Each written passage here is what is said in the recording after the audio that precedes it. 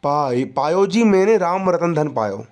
मतलब कि राम भगवान की जो भक्ति है, राम का जो नाम है उसी को असली धन कहा गया है। किसकी तुलना की जा रही है? राम नाम की तुलना की जा रही है। किससे की जा रही है? धन से की जा रही है। तो राम नाम को ही असली धन माना गया है। ठीक है। मीराबाई कहती है कि मैंने राम नाम के रूपी धन को मैंने पा लिया है, यानी कि मैंने राम भगवान की भक्ति कर ली है। तो राम भगवान को ही उसने, राम भगवान के नाम को ही उसने धन मान लिया है। तो उपमेय और उपमान दोनों को एक ही मान लिया गया है। ठीक है। पायो जी मैंने राम रतन धन पायो, पायो जी मैंने राम रतन धन पायो। दूसरा देखिए, दूसरा एग्जाम्पल क्या है इसका, देखिए, शशि मुख पर घूंघट डाले अंचल में दीप छिपाए है। ठीक है। शशि मुख पर घूंघट डाले अंचल में दीप छुपाए है। ठीक है। अगला है आपका एग्जाम्पल, अगला तीसरा एग्जाम्पल है रूपक अलंकार का। मन सागर मनसा लहरी बूढ़े भय अनेक। मन मन मन को सागर के साथ तुलना की गई है। मन, जिसे सागर बहुत, समुद्र बहुत बड़ा होता है, उसी प्रकार हमारा जो मन होता है बहुत भी बड़ा होता है ना। और मन में मनसा, मनसा का मतलब होता है मन में आने वाले विचार को समुद्र की लहर के समान माना गया है। जिस प्रकार समुद्र में हजारों करोड़ों लहर चलते रहती है, उसी प्रकार मन में भी हजारों प्रकार के विचार आते रहते हैं। और बूढ़े भय अनेक, जैसे कि समुद्र में कई व्यक्ति बह जाते हैं, उसी प्रकार मन के विचार में भी हम लोग कई बार डूब जाते हैं। ठीक है। तो यहाँ पर समुद्र को ही मन मान लिया गया है। ठीक है। तो यहाँ पर उपमेय को ही उपमान मान लिया गया है। तो इसका एग्जाम्पल आप याद कर लेना, मन सागर मनसा लहरी बूढ़े बहे अनेक। अब आपका अगला अलंकार है बच्चों उपमा अलंकार। अगला आपका अलंकार कौन सा है? आपका अगला अलंकार है उपमा। उपमा, उपमा खाने वाला उपमा नहीं, खाने वाले उपमा की बात नहीं कर रहे हम, उपमा अलंकार की बात कर रहे हैं। उपमा अलंकार क्या होता है? उपमा शब्द का अर्थ होता है तुलना। तुलना का मतलब होता है किसी को किसी से कंपेयर करना, उसको हम उपमा अलंकार कहेंगे। दो अलग अलग वस्तु को हम कंपेयर कर रहे हैं तो उसको हम क्या बोलेंगे? उपमा अलंकार बोलेंगे। जब किसी व्यक्ति या किसी वस्तु की तुलना, जब किसी आदमी यानी जब किसी व्यक्ति या किसी वस्तु की तुलना किसी दूसरे व्यक्ति या वस्तु से की जाए, जब किसी व्यक्ति या किसी वस्तु की तुलना, जब किसी व्यक्ति या किसी वस्तु का कंपेयर किसी दूसरे व्यक्ति या वस्तु से की जाए तो वहाँ पर उपमा अलंकार होता है। किसको बोलेंगे उपमा अलंकार? जब किसी व्यक्ति या वस्तु की तुलना किसी दूसरे व्यक्ति या वस्तु से की जाए तो वहाँ पर उपमा अलंकार होता है।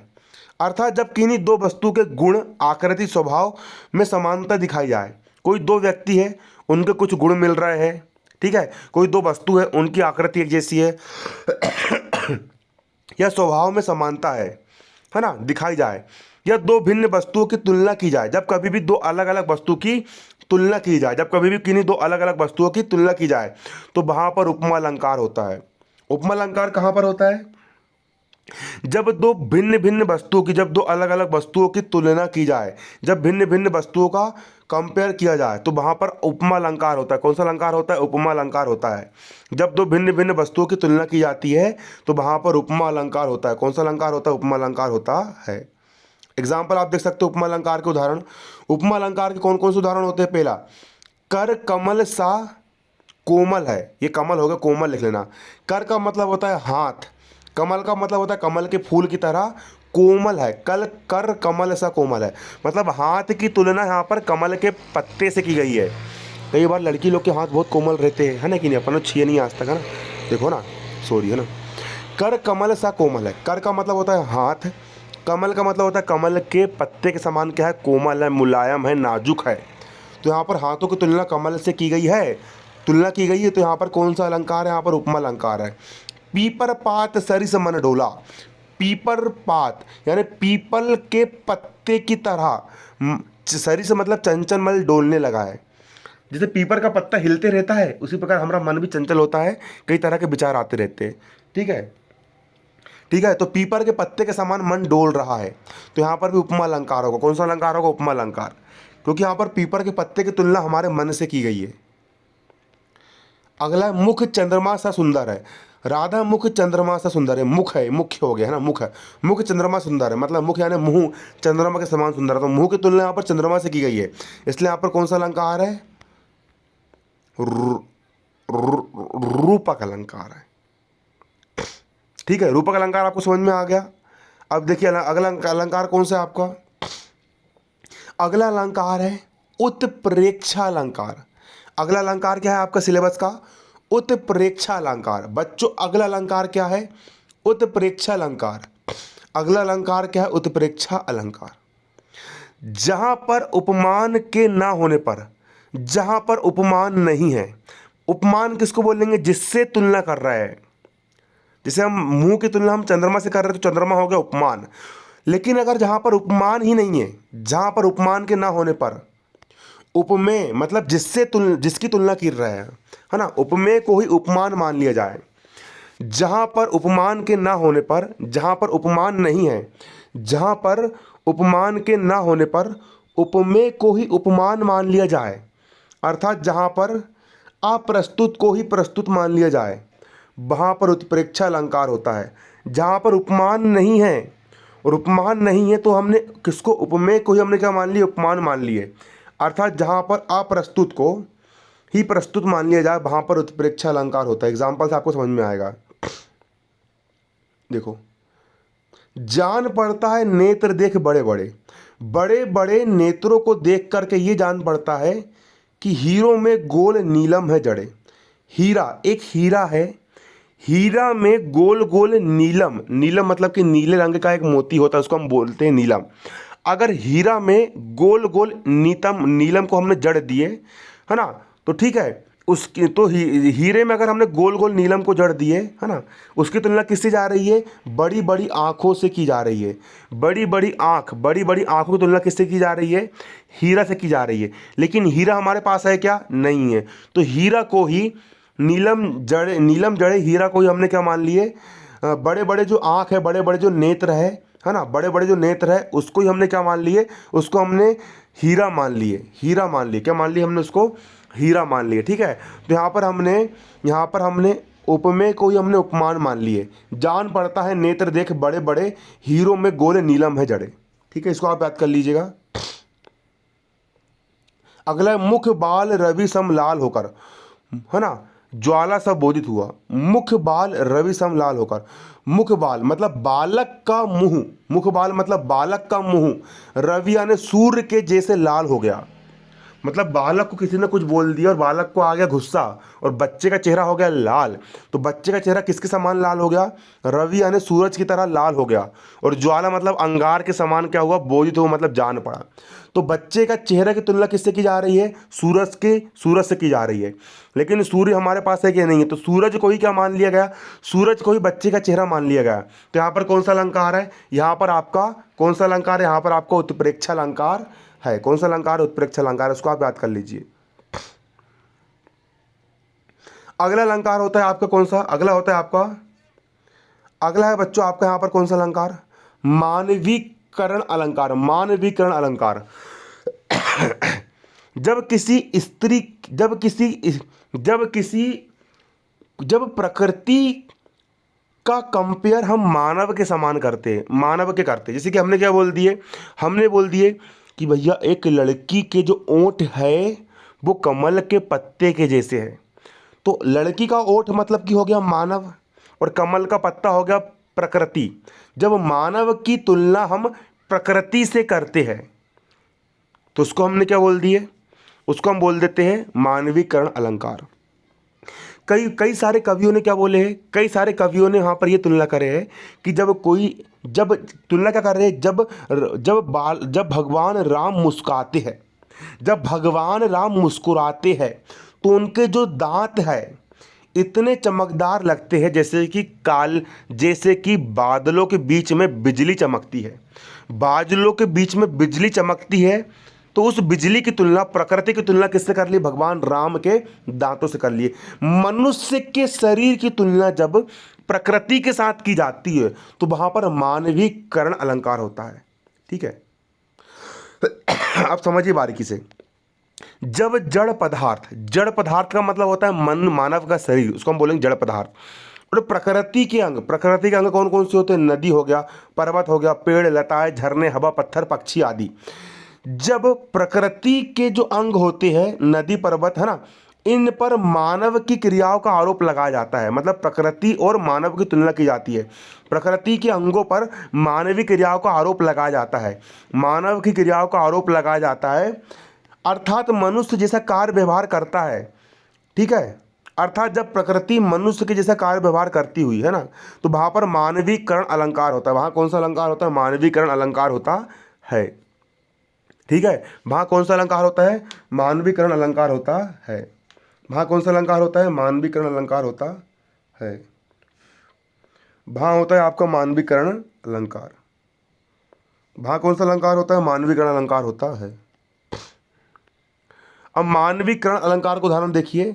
कलिया दरवाजे खोल खोल जब झुरमुट में मुस्काती है। कलिया, कलिया दरवाजे खोल कर झुरमुट में मुस्काती है। कलिया कोई लड़की का नाम नहीं है, यहाँ पर कलिया क्या है? फूल की जो कली होती है उसको हमने कलिया कहा है ना। झुरमुट का मतलब होता है पत्ते, झुरमुट का मतलब होता है घास फूस में कलिया, कलिया मतलब कोई गुलाब के फूल की कली, है ना। जब दरवाजे खोल के झुरमुट में मुस्काती है, तो यहाँ पर कलिया नाम की एक लड़की है, वो दरवाजा खोल खोल करके मुस्कुरा रही है। तो उसकी तुलना हमने किससे कर ली है कि जिस प्रकार गुलाब की जो कली होती है, जब झुरमुट मतलब कि झरने पर जब वो फूल खिलता है तो मुस्काती है, ठीक है। अगला देखिए, यहाँ पर अगला क्या है आपका? हे वसुंधरा बिखेर देती मोती सबके सीने पर, बटोर लेता है उसको सदा सवेरा होने पर। है वसुंधरा बिखेर देती मोती, है यानी वसुंधरा, वसुंधरा का मतलब होता है पृथ्वी। सुबह सुबह जब आप उठोगे तो आप देखना कि जो घास फूस होती है उस पर छोटे छोटे मोती के समान ओस की बूंदें होती है, होती है, होती है ओस की बूंदें। ओस की बूंदें होती है कि नहीं होती है? होती है ना। तो प्रकृति में जो पृथ्वी होती है वो ओस की जो बूंदें होती है उसकी तुलना किससे करी है? मनुष्य के सीने से करी है। मनुष्य के सीने में जो मोती लगे होते हैं मनुष्य के सीने में मतलब कि बाले मोती मत समझ लेना। मनुष्य के सीने के मोती का मतलब होता है कि मनुष्य का जो सीना होता है उस पर जब वो कोई माला पहनेगा, मोतियों की माला पहनेगा, तो मनुष्य के सीने के ऊपर जिसे मोतियों की माला सुशोभित होती है, उसी प्रकार पृथ्वी क्या करती है, वसुंधरा क्या करती है कि सुबह सुबह ओस की बूंद काय पर डाल देती है? वो गेहूं के बाले पर डाल देती है। तो यहाँ पर प्रकृति पृथ्वी की तुलना मनुष्य के सीने से की गई है, तो मानव के अंगों की तुलना प्रकृति से की गई है, इसलिए यहाँ पर मानवीकरण अलंकार होता है। बटोर लेता है उसको सदा सवेरा होने पर, और जैसे ही मतलब कि सूरज उगता है तो उसकी बूंद सूख जाती है, मतलब कि सूर्य सवेरा होने पर उन मोतियों को क्या कर लेता है? बटोर लेता है, ठीक है। अब आपका भैया लास्ट, आपका लास्ट अलंकार कौन सा है? आप यहाँ पर देख सकते हो, आपका लास्ट अंतिम अलंकार है आपका पुनरुक्ति प्रकाश अलंकार। आपका अंतिम अलंकार क्या है? आपका पुनरुक्ति प्रकाश अलंकार। आपका लास्ट अलंकार है बच्चों पुनरुक्ति प्रकाश अलंकार। तो देखिए किसको बोलेंगे? पुनरुक्ति दो शब्दों से मिलकर बना है। पहला होता है पुन और दूसरा होता है युक्ति। पहला होता है पुन, ये छोटों की मात्रा है पुन, और दूसरा होता है युक्ति। पुन आने होता है पुनः, पुनः आने होता है बार बार। युक्ति आने का, युक्ति का मतलब होता है उक्ति, यानी वह युक्ति, वह उक्ति जो पुनः पुनः रिपीट हो, वह उक्ति जो बार बार प्रकट हो। पुनरुक्ति को हम क्या बोलेंगे? वह उक्ति, वह उक्ति, वह शब्द, वह शब्द, वह लाइन, वह उक्ति जो पुनः मतलब बार बार प्रकट हो, बार बार प्रकट हो, ठीक है। जिस काव्य में, जिस काव्य में, जिस वाक्य में, जिस वाक्य में शब्द बार बार आए, मतलब शब्दों की पुनरावृत्ति हो, शब्द जो है वो बार बार रिपीट हो, शब्द बार बार आए, शब्दों की क्या हो? पुनरावृत्ति हो, शब्द बार बार रिपीट हो, वहां पर पुनरुक्ति प्रकाश अलंकार होता है, ठीक है। जहां पर अगर कोई शब्द बार बार रिपीट होता है, जहां पर कोई शब्द बार बार आता है, जहां पर शब्दों की पुनरावृत्ति होती है, जिस वाक्य में शब्दों की पुनरावृत्ति होती है, वहां पर पुनरुक्ति प्रकाश अलंकार होता है। वहां पर कौन सा अलंकार होता है? पुनरुक्ति प्रकाश अलंकार होता है। जिस कविता में, जिस काव्य में क्रमशः शब्द बार बार आए, शब्द एक ही शब्द बार बार रिपीट हो, लेकिन उनके अर्थ अलग अलग नहीं होते हैं, बल्कि अर्थ भी उनके एक जैसे ही होते हैं, उनके अर्थ में भिन्नता नहीं होती है। एक ही शब्द बार बार आ तो रहा है लेकिन उसका अर्थ अलग अलग नहीं होता है, बल्कि हर जगह उसका अर्थ एक जैसा ही होता है, किंतु अर्थ की भिन्नता नहीं होती। वहाँ पुनरुक्ति अलंकार माना जाता है। एग्जाम्पल से आप समझोगे, जैसे मधुर वचन कही कही परतोषी।